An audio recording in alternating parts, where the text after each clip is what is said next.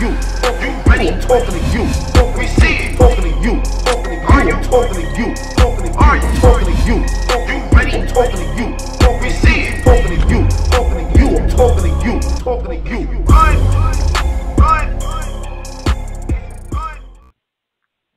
What up, Tony? Hey, Beasley, man. All right, so you got me in debate. Yeah. Tony Bro had some points that I didn't have. Right. Come on, I'm ready. No, I think to clarify. You're ambushing me, but you got the gun on the ball. It's not technically an ambush, man. It's not technically an ambush, man. I'm ready though. I'm ready for the ambush. Come on.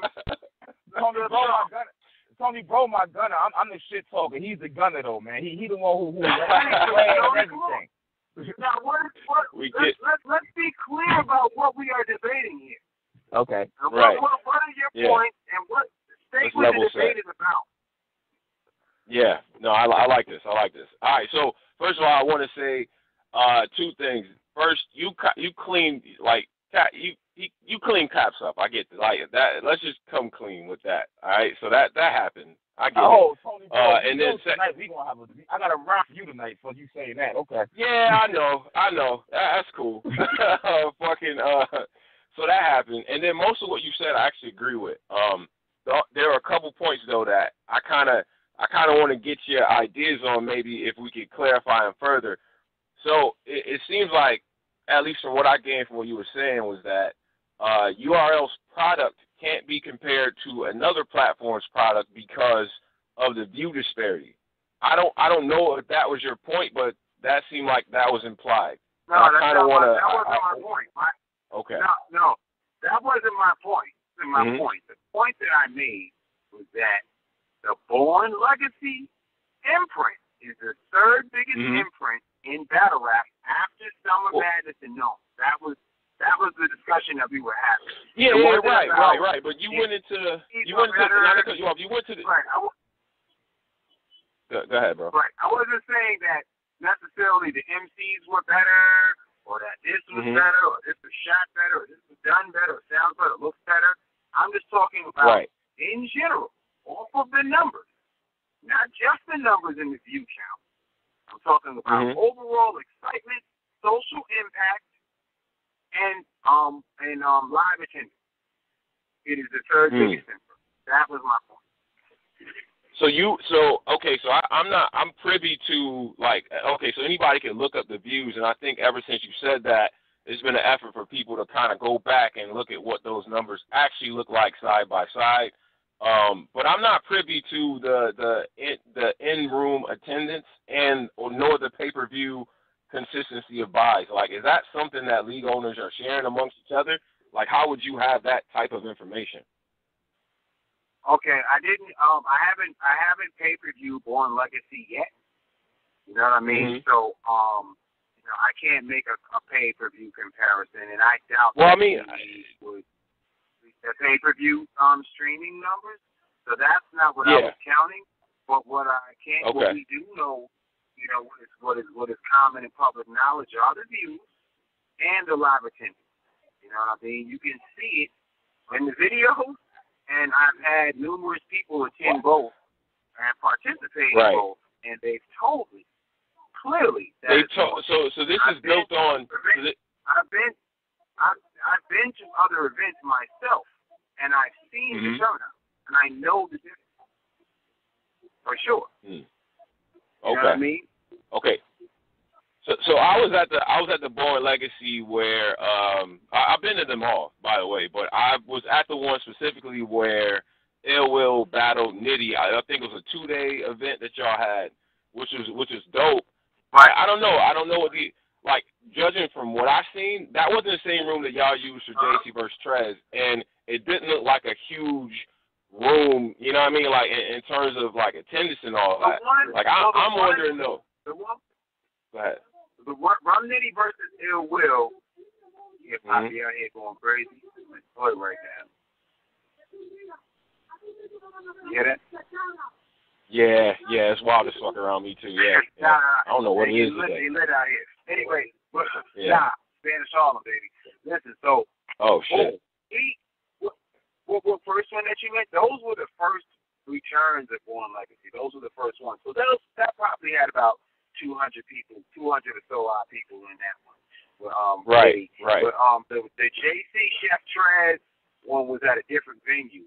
And that venue, that day, we saw anywhere between 400 and 500 people, maybe. You know what I mean? Yeah, no, okay. Right. Understanding that side. So I'm talking about in terms of, you know what I mean, in terms of turnout, and then, you know what I'm saying, you got views, and then you got social impact, just the impact of the battle. You know, the people caring about them. Like if you scroll on YouTube randomly and you type in Born Legacy recap or whatever, you're going to see so many different bloggers, guys that are famous, guys that are not famous, known, unknown, random people talking about those events. You know, if you go on Facebook into any group, they're talking about the guys from Born Legacy. Whether they hate them, whether they say they suck, they're not good enough, they need work, or they have great potential, or this one, who would win if this guy versus this guy. If you even if you do a forensic search of the Angry Fan channel on both of them, W7 and Angry Fan Radio, there is more talk about Born Legacy guys and events than there is about any other imprint falling behind it. We believe that there's a bigger interest in those particular events. If that's what we have to go on, that's what we're ranking this on. If you said, how would you be able to tell if something is more popular? Viewership, live attendance, social impact, all those things are in order. So that's what I'm using. That's the criteria that I'm using to judge it on. I'm not here to debate on which battle is better. That's objective. Anybody could, that's someone's opinion. I'm going for facts. Right. If we go off views alone, based on what was put on YouTube, by and large, Born Legacy is going to be beating most other imprints, right? So if that's the idea, then fine. I think I would want to look at I want to know what the pay-per-view, the numbers that we can't see are like. I would want to know what those numbers look like, because to me, I mean, if World Dom and Massacre, for instance, have been featured on pay-per-view for, say, like the last 2 years or so, it's kind of like I want to see the consistency of those type of buys. I don't know what those numbers look like necessarily. Just to compare it from a straight-up views, what's on YouTube standpoint, I don't know if that's necessarily fair to do. Let me ask you this. Yeah. If you're factoring in those views, we're factoring in what we can see, right? Because most business owners are not going to give that. So we're looking at what their YouTube views are. So are you saying that because they were on pay-per-view that it has an effect on the YouTube view? Is that what you're thinking in? Not that alone. I think the consistency of which. Yeah. Well, look at this. I just had T-Rex and K-Shine. Okay, it was on pay-per-view. It was heavily bootlegged. It was out for a while. Everyone had seen it. It still broke records. So that misses the sale. That doesn't affect anything. It's the people want to watch it. They're gonna watch it. Bottom line, you know what I'm saying? Like certain things have more interest. We have Cortez and Daylight doing very well this week. Very well, if you will. Right. It is. They have battles that preceded that, championship battles and everything. They did nothing. They got flattened by small battles that we released. People watch what they want to see. And I agree with that. I think the importance of the K-Shine T-Rex battle speaks to why the views are like that. Like, people want to see that shit again and again. And I guess my other point would be, as much as I credit URL for getting it right, this time in terms of the streaming, I think it's been, and you would admit yourself, it has been a challenge getting that thing done. And y'all have closed up a lot of loopholes on that. Whereas you're going up against, or you would be in the same lane as KOTD has, who has already established a consistent, product in terms of where their fans already know that the pay-per-view is, one, going to be there, and two, going to work efficiently, right? So if you already established that within your community, people watch these battles. You drop them a month later, I don't see why your views wouldn't necessarily drop. Like I don't see that. I think fans already are in the mode of URL's getting the stream thing right, and you guys cracked the code in this last one doing it, and that's my point with that. Like that's a great point that you made. You know what I'm saying? They know that they're gonna get to see it. So if that's the case and the views are not dropping, then we only can go off of the data that we have in front of us, which is further proof that is his third biggest imprint. That is the debate here. We're debating. We're not just focusing on views. We're talking social impact. Every piece of the pie makes this thing complete. So if you break this down among social impact, viewership, live attendance, and just overall importance on what people are talking about, you still have to give that to Born Legacy. Not to say Bees, I was there. Right. I was there for Prep versus Latazé. Like I was there for Gutter versus Reaper Rel and Gluezy versus Twerk. Like I was there for these battles. These battles did not get like I don't know what the groundswell of outcry has been on your end, but from my perusing in the groups, besides like once the battle actually came out, and the day of the battle, there was little talk about. Okay, this is what happened as a result of that battle. But see, this is what you're failing to do here. We're debating, right? If you have two things that you're debating against, you only can compare them to each other. So so you're comparing battle for battle. We're talking about you're talking about Born Legacy in its infancy stages. We're talking about Born Legacy present, but. No. I mean, how many has there been? There's been what? There's. Hear me out. All I'm saying is this, right? You're comparing. We're not comparing. Okay, no one cared about. If you're saying, not that many people cared about this particular battle, then they did that battle. Of course, not every battle is going to be important. Not every battle is going to be great from any league, from URL included. But what I am saying to you is, if we're talking most recently, where you had events that were a week apart or close to each other, battles are smoking these other battles out in viewership. They're smoking. So that's all we can go on. We can go on what the numbers actually show. Okay, and like I said, if you go back and you do a forensic search of your channel, the channel that we are speaking on right now, you have more content, whether it was less important or this important, about those particular MCs and events, then you do the others. And it's all our demographic is overwhelmingly favor of URL than anything else. I mean, I'll be the first one to concede that. Like that's not even. I don't know if that's the best barometer, but it sounds to me like you're saying two different things. Hold up, BZ. I want to ask this question though, because it sounds like you're saying two different things. Either it's the case that it's too early to tell. What Born Legacy, like, it's too early to compare Born Legacy to these other imprints because it's yet to be sort of established in its way yet. Or you're saying we're only comparing it to the recent events. Because in either case, I would take that side on it. Like I would accept either answer. It can't be both though. Like I don't think it'd be both. And we're up to what 6, 7 Born Legacies. What I'm saying is that. The comparisons that you were using were older ones, right? And, of course, when it started, it wasn't the third biggest imprint, but now it has become the third biggest. If with Born Legacy... I mean, Twerk versus Glue was the one before this one, though. I never mentioned Twerk versus... I said the last... What was that? It's been growing. What I said was, it's been growing, right? We've been doing this Born Legacy... about a little over a year or so, strong. Credit due for that too. So what I'm saying, more recently, I believe that it has recently become the third biggest imprint in battle rap. Presently, right now, not a year ago. Of course, you can't compare it. But if you're comparing the last two events to the last two prints of any other event on any other league, there's going to be more talked about on those particular MCs.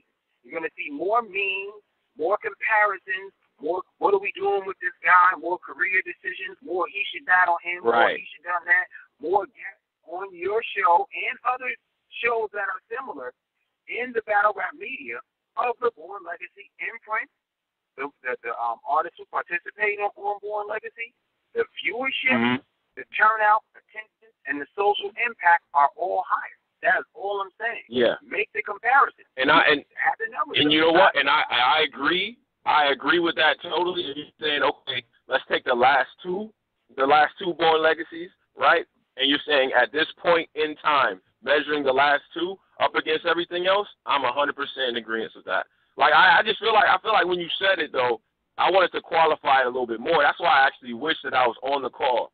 You know what I'm saying? Like when you were on the interview and shit like that. Because I think it has to be qualified a little bit more. Because this is Born Legacy. We be up to what, 7? Like this is. I mean, it's been on for a little bit. Number 6.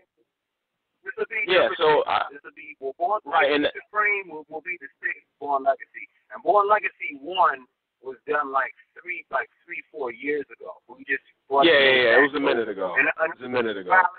Since we've been starting the Born Legacy 5 within the last year or so, we've done about 5 of them, and the one coming up in July will be Born Legacy Supreme, which will be the 6th one.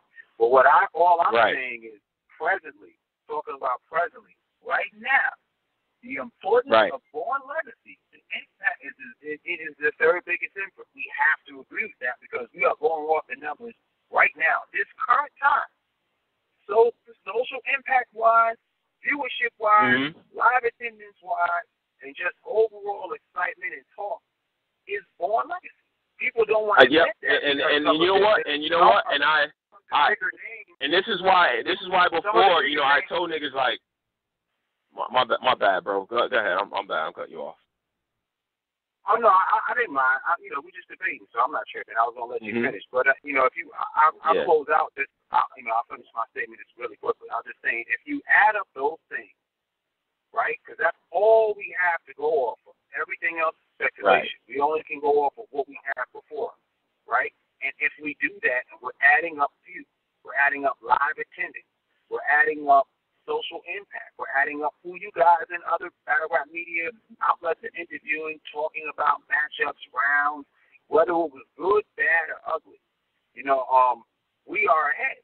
Born Legacy is ahead. Now, some people take offense to that because they look at it like, well, this card had this one on it, and he was on there, and he's a bigger name than him, and that guy was there, and this and that, but they're not talking about it. The media is not excited about it. They're not covering the event. It's not random fans doing predictions. It's not small blogs, little blogs. There's a preponderance of outlets covering the Born Legacy imprint and those artists more than they are the other events. And then if you're adding up the numbers and the live attendance, you have to say that it's bigger. It doesn't go by who's on what cover. You know what I'm saying? It goes by So can we agree that Born Legacy is the third biggest imprint? Can we agree on We will agree in this sense. If you take the last 2 Born Legacies and you compare it to the other imprints that have come out with shit since then, there's no comparison. But me being present at all of them, and usually most of you guys as undercards, to me that kind of seems like to say that in totality is tough. And I guess I would be more apt to say that if there was also a pay-per-view associated with that did a bigger draw or the same amount of draw as World Domination. And again, those are the type of numbers that fans really aren't privy to. So that to me is a little tough. Now, when it comes to attendance itself, I would definitely want to see what that looks like. You know what you could say? You know what we could say though? This is what we could say. Yeah. Right. All right. So let's say pay-per-view, right? So pay-per-view is a whole nother monster because it's easy for someone to go and watch it for free, but for someone to actually be committed enough to pull out their credit card, type it into a computer, and trust their information possibly being compromised is a big step, right? What people do. Now, those are committed things, right? So you have to ask yourself, how many people do you really think did that? You know what I mean? Now, pay-per-view, you don't have to have a lot of money. You don't have to have a lot of views, a tremendous amount of views, in comparison to YouTube to make money because you're paying a way higher number on the pay-per-view. But, let's say if they were let's just hypothetically saying they were getting 200,000 people and the pay-per-view.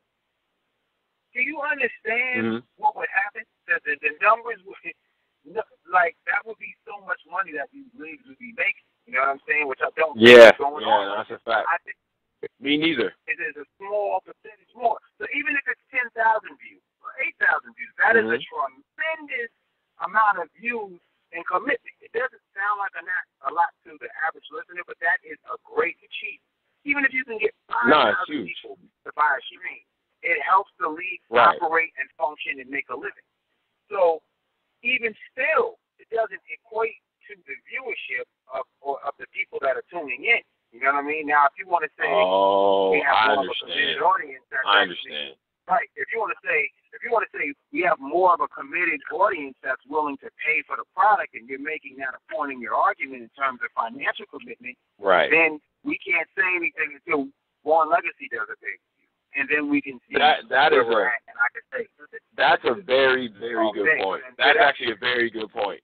But that wouldn't take into account the amount, because I'm guessing the same viewers who are gonna continuously watch the battles and rewatch the battles are going to be the same clientele that will buy the pay-per-view, thus taking away the views by maybe a factor of 2 to account for that base, right? So if you get 10,000 buys, that means that maybe somewhere around 30,000 views you be lacking in your diehard fan that's going to buy that, right? So that's actually a fucking great point, too. But go ahead. So then if you add that up, but then if these Born Legacy views are beating some of these other views by 70 to 100,000, if not more, then the viewership is still higher because there's still more people clicking on it. There's still a higher interest. So even if you add the pay-per-view factor in, which may be another 5,000 to 10,000 people who actually purchase the stream, there's still more people watching and talking about it. Either way. You know what I mean? But now if you want to talk about financial commitment to a particular product, then that is yet to be proven yet until Born Legacy does it.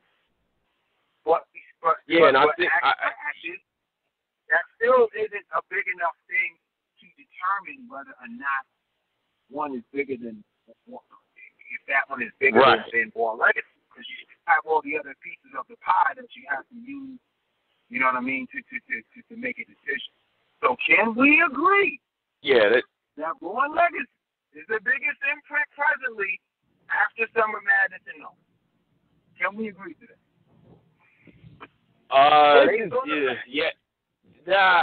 Yes and no. Yes and no.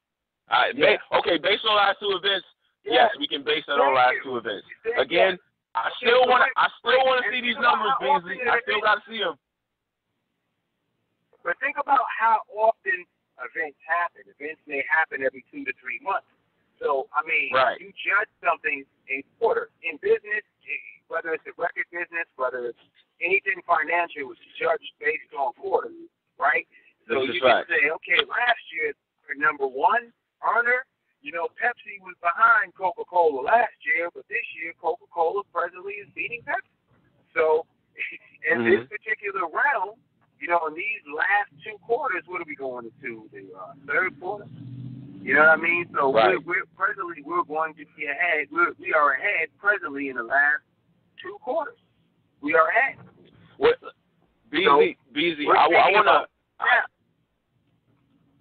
And I, you know what? And I take your point off of that. And in terms of the view thing, I just want to say 2 things. Number 1, I mean, I think usually this conversation leads its way to a proxy between the KOTD versus URL thing.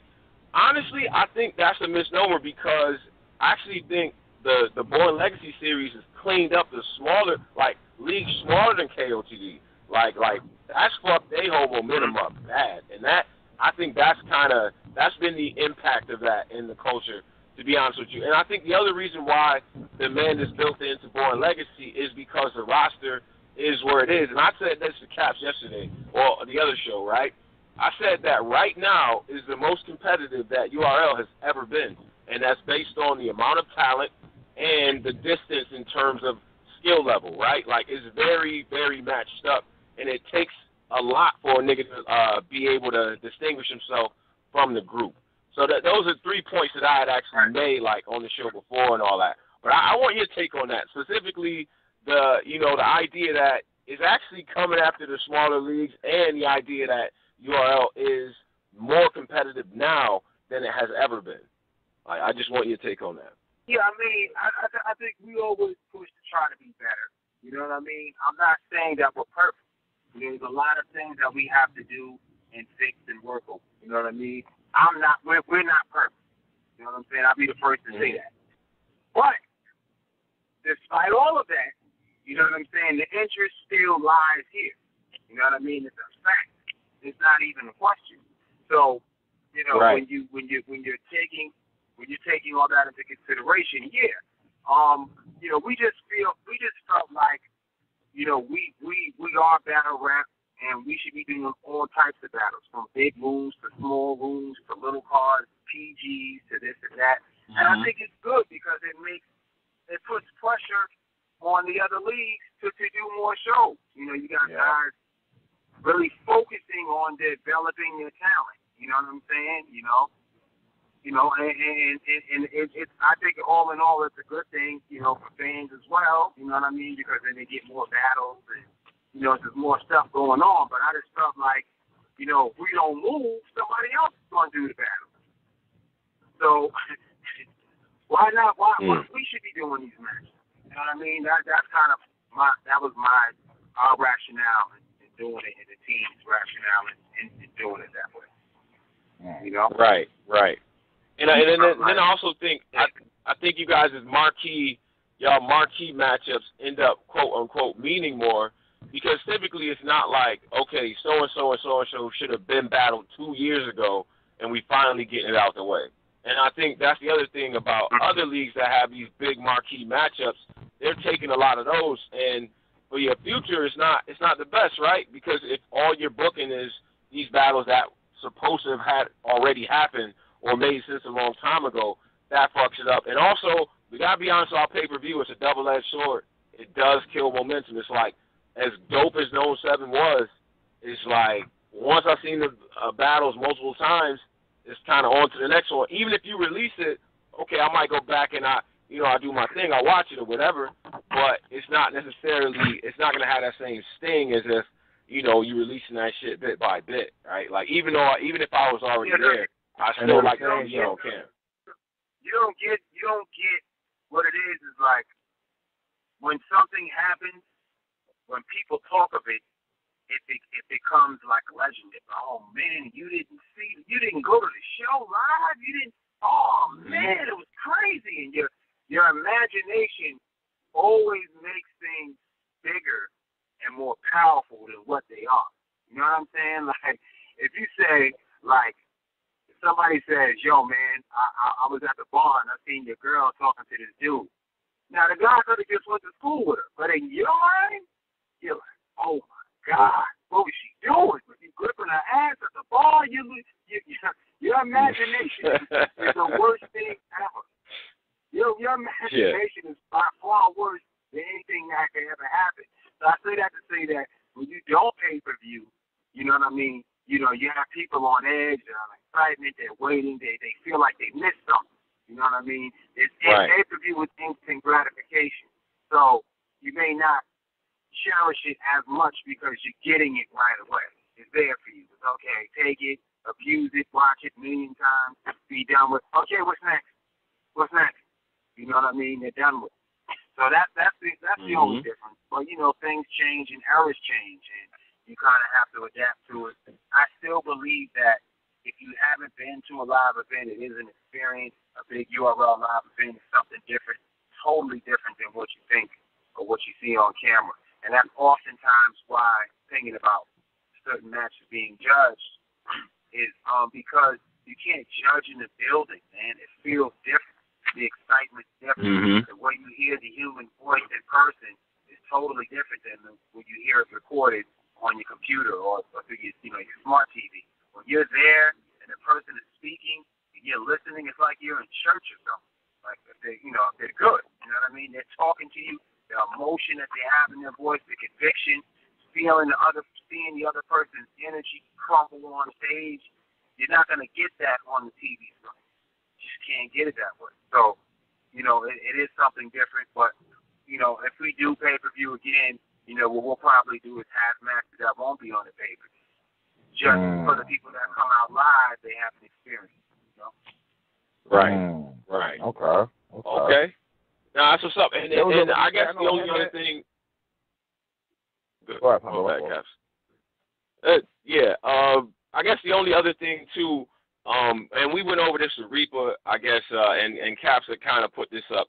Why isn't it more of a Dana White situation at Smack, right? You earn the right, you've earned the allure, you have the respect on your name to be like, it seems to be at least, to be like, yo, you battling him, and that's it. You know what I'm saying? Like, I don't know, because it just seems to me that people already know at the end of the day what it is, what Smack is. A lot of them already, they want to be there and were offered other bags to be at other places, right?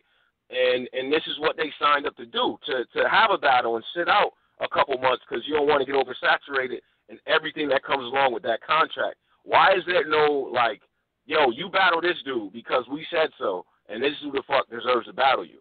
Like, I don't understand that part of it. Is that, are you asking, is that how we do business? Or why is there less of a, I'm saying, like, why is there less of a tyrannical, like, a dictatorial approach to, like, yo, you're battling this person because we said so, because we're Smack, because we have that much respect, or you could just dip because the roster is what it is, and, like, you're still competing for a spot. We don't need you that bad. Right. So, like, why is that not the verbiage in the contract?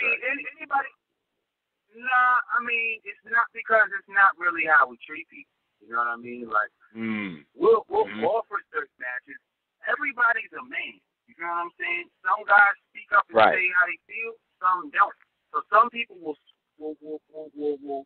say, okay, cool, man, and then come on your show and be like, man, I didn't even want to take that battle, man. And, I don't know why they made me do it, but I took it, being a trooper. Well, if you didn't want to do the battle, you just should have said that. I never said that you have to do a battle. There's been plenty of people who have said, you know what, I'm not interested in battling him. But then what these guys also have to understand is that just because you don't want to battle one guy and you want to battle another guy, that doesn't mean that guy wants to battle you. So when you have this hierarchy with battle rap, if you're big and you're a name, and then, that's compounded by the fans. So if I just take, some new guy, Killer Black, from Detroit, and I tell Killer Black, you're battling, Goods, you're battling Killer Black. Oh, no, I'm not. Right. No, I'm not Killer Black. He's got to work. And then the fans will say, well, you should have put Calico against Goods. Why is Killer Black getting Goods? You know what I mean? So there is a system in place, and it's not just from URL, it's from the fans and the viewership and what they want to see and what they expect and what they want or what remotely makes sense. Even on your show, there will be a debate. Like, I don't even know who Killer Black is and why is he on that. Exactly. So, that's what it is. But, people, we go through this all the time. We went through a double M. Nah, I don't want that. Nah, I'm not interested in that. Nah, give me them. I'll take them. Nah, I want to take him. No, I don't want to battle him. I want to battle him. So there's never it's always a struggle and a fight. I usually offer something to people. If they say no, we can't find them a match, they won't be on the card. You know what I'm saying? But I'm not going to, it can't always go that way. If it makes sense and both guys want to battle each other, then so be it. Let them battle. Right. And you do it off of they want to battle each other. Is that to preserve the quality of the battle, or is that just to absorb the show? It's a combination if you had two guys because, okay. Right. Some guys don't care. They'll battle anybody. You know what I'm saying? Some guys are picky about who they battle. But, if they want to battle each other, sometimes that's good because then they're motivated. And you get a better battle than, you trying to force somebody to battle. You know what I mean? Some guys battle for different reasons. Some guys battle for money and other reasons, stuff like that. And then just to answer your question about other bags, I've always been a proponent of exclusivity. I just like it for me and what we're trying to do. It's not, I see people saying, oh, you're not letting them eat and this and that, but these guys were not getting booked to be on these other platforms before they came here. So if that's not happening, then you know what I mean, and then to say that I'm not offering you a match or whatever. I ask everybody before they come, like, how many matches do you want to hear? Because I don't want you to feel like you're ever missing anything. But what happens, of course, is that they come on URL, they get big, or they get a lot of exposure, they have a good battle. Then every other league is trying to contact them to book them for a match. So now here comes the part that gets difficult. Now, I just gave you Aver or, you know, one of the other legendary Hitman or something, and you were thankful to get that. Now, after you get that, now you want to go do what you want to do. That doesn't work that way. You can't be that way. You can't be a priority or expect to be booked on all the big events, but then when Joe Schmo Lee calls you, you're ready to hop and move and jump over there and go do the matchup, and then it doesn't work out or it doesn't come out good or it doesn't impact the way that you thought it was. And then you're like, oh, I'm not called anymore. I don't know what I did. You went against everything that we talked about. We had an agreement in play, and you're not honoring the agreement. That's really what happened. You know what I'm saying? When you don't see a guy around or whatever, and then they fall out and they work the Chitlin circuit, and they do a million battles, and then they stop drop, and it diminishes, and then they're looking crazy, and they're doing weird stuff like 2-rounders and stuff like that, and, you know. Look at that, 2-rounders.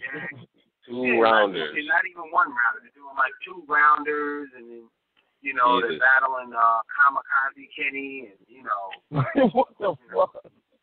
People they put them up against, and then after all that damage, they turn it back looking at you like, yo, man, can you book me on Gnome or something? And you're like, no. Like, you didn't. We clarified this in the beginning. You never and now it kind of it seemed like to me that if you were giving them the latitude on who they could battle, you letting them, you know what I'm saying, pick and choose. Like, you still can go back to your home league. It's a lot of concessions from a business point of view that you already given up. And if the one thing that's in there is some form of some temporary amount of exclusivity, I really don't want to hear shit, to be honest with you, because that to me seems like a lot. If I take a guy from his league, right, I don't stop them from going back to where they came from, because they should help that league owner, because in actuality, that league owner is helping us. Yeah. Because we're taking away from his league, right? If a guy comes to URL and say, I forbid you to go back to your league, I'm actually taking away from someone else's talent pool on the guys that they can use. So I always, in their contract, it says, you can go back to your own league. I'm not stopping you. You know what I mean? I don't stop anybody from going back to their home. They're more than allowed to do that. You know what I'm saying? And in certain instances, I'll let them take 1 round at that other league to get money. You know what I'm saying? But my thing is, I don't think it's, for me personally, it's just as any other facet of business. Whether it's like, if you're in UFC, you can't fight on Bellator next week. You know what I'm saying? You just fought John Jones on Bellator. So why would and you beat John Jones, why do I want you to take that energy and bring it over to Bellator? It doesn't make any sense. No, who would do it? No one would do that. You can't be on the Knicks tonight and then they get out the playoffs and now you go to OKC and play with them for the rest of it. It doesn't work like that. You know what I'm saying? Then why would we, you know, what would be the purpose in us investing time and energy and promoting your videos and putting you against these big marquee names and opponents that blow your name up so that you can just run around and do whatever you want, paying you the money that you want to get, paying you more than you were getting before you came here? What would be the purpose in doing it? Doesn't make any sense. So make the choice. Right. Listen, we don't force anyone to come here. If you feel that being exclusive or coming under contract is bad, you don't have to come here. Everybody's a grown man. Everyone knows how to read a contract and make a decision. It's solely your decision if you want to come here. The majority of the people that come here, their profiles increase and they get big. You know what I mean? And they have opportunity. They get to battle the opponents that they want to battle. Matt Costco. Yeah, I'm Matt Costco. Oh, that's you, my fault. No, man. So it makes sense. It makes sense. I see what you're saying. It kind of makes sense. Shout out to Costco. Yeah. At the end of the day, nobody trying to build nobody else's brand so they can just dip. Yeah, like what? That just doesn't make any sense. That's like somebody coming on your show and you allow them to be a reporter or interviewer, right? And then, they just dip off to another show next week. Yeah. You're like, yo, come on, man. Either you riding with Angry Fan moving or you not. Yeah, exactly. You know what I'm saying? You can't just come and just, man. No one is doing that. You know what I mean? So that's all. You know what I'm saying? You can't be on Def Jam and then drop your album. You can't drop a single on Def Jam and then put your album out on Atlantic Records. Right. You know, work like that. And what happens is for their protection too. Because then what happens is we've seen this happen. God comes in. He's new and he's exciting. Everyone loves him. Then he gets a million calls. He takes mad battles and he starts choking and stuttering and messing up. And then before you know it, you look on Facebook and somebody has his picture blown up. Is this guy who he thought he was? He last 4 battles. It's terrible. And next thing you know what I'm saying? Spaceship Peter beat him 3-0. And now, man, we supposed to salvage that? Nah. Yo, that's not for nothing. Spaceship Peter's not a bad. I mean, that's cool. I'll take that name. It's a lot of, but fucking Bees, yo, can the fans get a roster? Can we get a look? I get it. You guys maintain contacts with people for a long time, and maybe y'all might bring a guy back up from the retirement home back in and get him on Smack. But can we get a list of a roster of contracted guys?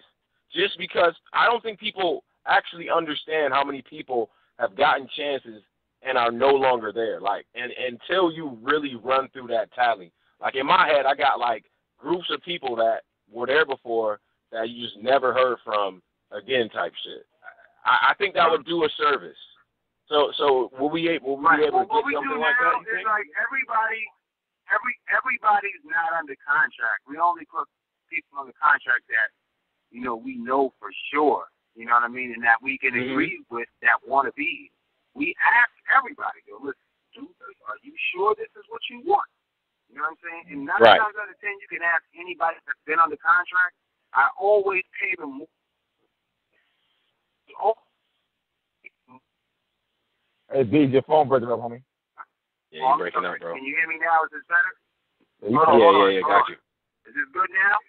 Yeah, you good. Yeah, got you, bro. What I said was, everybody that goes under contract with URL, they always get more money than paid to them than they were before they were on URL. And they always end up getting bigger matches or whatever. But we're not trying to put everyone under contract anymore. We really only want to put people under contract that we're really focused on, because then we're responsible for every single person getting a match. And we never want to be the one that keeps somebody sitting out without a match, and then they feel like, damn, I went exclusive and it didn't benefit. So we try to make sure that everybody that we sign, we just set up a matches. That's why we do more events, more battles, just to keep the energy going. Right. But would the fans be able to get a roster of those people? And that's only really because, like, guys like Reaper Rell, guys like Wavy, who I think a lot of people thought just disappeared, like, guys that we know that have situations over there. When it comes time to actually grade them from what are we doing if X lose this battle, like, standpoint, we would know that they already under contract, so we probably going to see them for a little bit. You know what I mean? Like, I guess in fans' eyes, that would sort of help us figure some shit out. That's a good idea. We could definitely work on something like that. Wavy had a unique situation where he had battles like back-to-back dudes backing out on him. You know what I'm saying? But Wavy's been real and good, because even when the people back out, we still pay him in full. You know what I'm saying? Right. So it's not like he just gets a deposit and he goes home. Because technically, we could just say, hey, man, you didn't perform, you got your deposit, you're good. You know what I'm saying? But we still honor and pay him in full. You know what I'm saying? And that's what I'm saying. Like, people that are under contract, they get treated well. They're open to opportunity. You know what I'm saying? And they get stuff. You know what I mean? So it's a good thing. You know, people from the outside looking in, oh, you can't move, you can't do this, you can't do that. But really, where are they going? Where are they moving to? You know what I'm saying? Where they, you know, what big opportunity are they missing out on? You know what I'm saying? Mm-hmm. Like, you know, it's not like they're going to someplace else where the town's going to be big or bigger, or they're going to get more, you know, they're going to get more viewership or likes. You know what I'm saying? Someplace else. You know what I mean? It's really just about people having the opportunity to bite off more than they can chew. Most of the time, when someone is and they're hot, they bite off more than they can chew, and then you guys are on there analyzing them and breaking them down. Like, man, this guy ain't who he thought he was. Oh, he's recycling. Oh, he's this. And all of those bad habits come from battling too much. Just like you got a boxer, he's not going to box 7 times a year. It's not going to happen. He's not going to be good 7 times a year. The most a UFC fighter, he might do three fights a year. Maybe. You know what I'm saying? 3, 4, maybe. Unless he gets some quick knockouts and he didn't get a concussion. Maybe he'll be back. But, you know, I try to, you know, supply people with what they can handle. You know what I mean? And I always ask them what they can handle, what we're doing. You know, we're in the infancy stages of establishing the contract. So, like, our contracts are, you know, are opportunity, man, and they're guaranteed. And it's just basically saying, look, if you're being exclusive to me, I'm going to book you for X amount of battles. I'm going to give you this. I'm going to give you raises. I'm going to give you this. Everybody has one other contract with us. It worked out. Pretty much the majority worked out for them. Like, even like guys like Rum Nitty, you know what I'm saying, who are smaller leagues, who did good and had a following, but the following year is huge. The consecutive viewership, even his purses have increased. You know what I'm saying? Consistently. You know what I'm saying? Because he's following. You know, he's sticking to the program. He's happy. He's getting the matches that he wants. You know what I mean? I call Rum. Sometimes Rum has turned down a few matches, not because he was afraid or, you know, he's fearless in that aspect. It's just, now I'm chilling, I'm working, I got things to do, I can't make it, or this isn't enough preparation time, and that's it. And we don't, you know, it's no problem. You know what I'm saying? Yeah. We'll see him a lot this summer. I wanted to ask you too, bro. I wanted to ask you too and shit, like, I don't know, like I said, I'm gonna echo this point again. Like, the Born Legacy series, I think, has done more damage to the mid-range and smaller league battle groups than anything, in my opinion. Has there been? You don't have to name names on this, and I don't think you ever would name names on this. But has there ever been any talks on these smaller leagues, like possibly wanting to join up with y'all or consolidate the power and things like that? Like, was there any discussions of that sort going on? No, because I think all of the smaller leagues that we may or may not be affecting, they have their own, revenue streams and their control over their products. So I think they're fine. I mean, I think, there's always going to be people doing events and battles. You look up, and next thing you know, this one's battling this one. It's going to happen. You're not going to get every single battle. We don't get every battle that we want. There's battles that get taken from us all the time that we wanted. It's the nature of the game. As it becomes more popular, you got more leagues and more random drug dealers putting up money and athletes and dudes coming in with their new. It's gonna happen. You know what I'm saying? But I'm glad that we were able to establish that Born Legacy is the third biggest imprint. With a few caveats, we were. Okay. All right, we got you. That's funny, man. Yo. The random drug dealer bag is funny too. That is funny. Like, it happens, man. I got like, shit, put up 20,000. Like, I want so and so versus. So that's just crazy, bro. Like, I would think that a lot of leagues at this point. It seemed like that might be a good proposition, man. I know for, like, in the startup world, in the tech lane, like, the best you can hope to do sometimes is get bought by Apple and shit. So I don't know. That's a little curious to me that some, smaller leagues aren't asking more in terms of at least a partnership with y'all. So. Not really, man. Just to be being totally honest. I haven't really had, not as of late, I haven't had anybody, come with me with that proposition like, yo, we should team up or anything like that. Nobody's done that. Everybody's holding strong. You know what I'm saying? And that's dope. You know what I mean? I don't want to necessarily acquire the leagues or whatever. I just, they can do what they do because we all need each other. You know what I'm saying? Like the smaller leagues, they groom certain artists to a certain level that they can groom them. And then, sometimes we recruit those guys and we bring them and build them up, but we do work with some of the smaller leagues where we've gotten a lot of our talent from, like the league that Twerk and a lot of the guys from the DMV movement come from.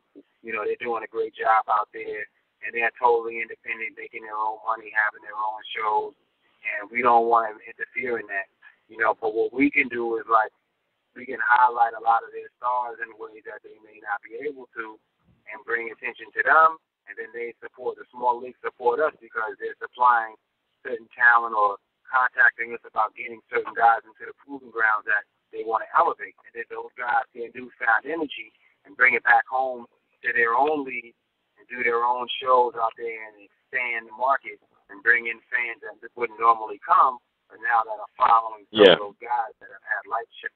So it helps. The two go hand in hand. We need each other.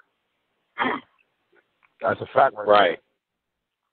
No, that makes sense, man. That definitely makes sense. And I guess Double Impact too, June 24th, man. Don't forget Double Impact too, June 24th.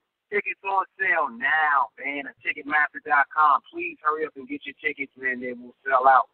We are like no other, man. This is URL, the worldwide leader of MC battle culture. Make sure you purchase your tickets today at urltv.tv or at ticketmaster.com. What else are we talking about, Caps? What's up? I had a couple. I got one more. I got one more thing. I got some things. Look, first of all, Bees, thank you for clearing a lot of this shit up. I think it's important that people hear this and all that, right? Because I feel like it's a lot more strategic than people give it credit for. Now, that being said, I think the new guy, like everybody from like Mike P down, I think that there's a lot of battles in there that will potentially be marquee fucking matchups, right? Like as these guys get their profile higher, like are you putting more thought consideration into who you have them battle out of the new class? 'Cause I would hate for once Trez and Ryder and Gluezy and, you know what I mean, like the guys that we see coming up, once they become top tier, I would hate for them to have a problem of they can't go against guys in their same cohort because they done already battled before. You know what I'm saying? Like, is it more consideration in terms of who you match them up against, like because now you see them cooking? Take us into that. Yeah, I mean, it can definitely be challenging because, sometimes certain people that you want to battle, some of the more established guys or the veterans, they don't want to take them because they think they're not good enough, or they're just saying that because they could be risky. You know what I mean? And then, they may battle each other, but it might, like you said, it might be too soon or early on in their careers. So now when they get down the line, there's no one that they can battle. So it is a tough process, and that's a great question. But we do try to put some thought into who we have them going up against, but sometimes you're going to see them battle the same guys in the same class, and then in other instances where we can get guys with higher profiles to take them, we will. I mean, ideally that is the goal, but it doesn't always work out like that because everybody doesn't want to accept every match. Yeah, right. And I foresee a very fire night of the rematches in like 2 years, and one of the matchups will probably be Trez versus Ryder. I'm just gonna call that right now, and we'll see if it happens. But I see that happening in the future. Trez was supposed to go down years ago on Spit That Heat versus We Go Hard. I hope that it's different now. It's different now because now they're not the two youngest gunners no more. That's why it meant so much back then. But hopefully that shit still works out somehow. You know what I'm saying? Yeah, I mean, I think, man, all these guys are doing great stuff, man. I think this next Born Legacy card, man, I think y'all are going to love it, man. I'm telling you. I think y'all are going to feel this card, man.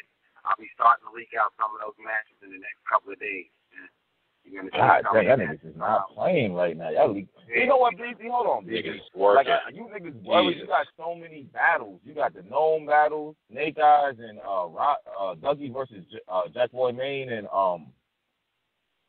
Ryder. Who the fuck was the other nigga? Oh, and Ryder.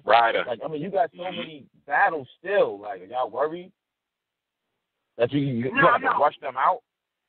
No, I'm not worried, man. I mean, they all coming out. You know what I'm saying? Like, you see the joint drop today. I'm about to put out a trailer for another battle today. You know what I mean?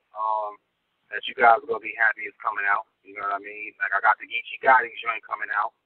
I'll get the 2-on-2 joint coming out. That's already chopped up. So it's like, you're going to see all of them. You know what I mean? Of course, we're not going to put 7 battles out in 1 week. But that doesn't mean that we can't record them. You know what I mean? My thing is, I'm doing the battles before somebody else does. You know what I mean? Because when you have competition, or I wouldn't even say competition, but other people that are doing matches and they're doing battles that you want to do, you got to move or you're going to lose. It's going to be one way or the other. You know what I'm saying? I just think that we have enough of a machine where we can turn it around quickly and get attention on it quickly, where, you know, we may not have to always promote 2-3 months away. 3 weeks, 4 weeks from now, we're coming with this event and people will show up, you know? So it doesn't, at this point, you know what I mean, with that, you know, what's working to get to that stage, I'm going to take advantage of it. So sometimes I might just feel like doing a one-off and to do it. Sometimes I might just do an ascension call just to do it. I'm talking to you. You ready? I'm talking to you.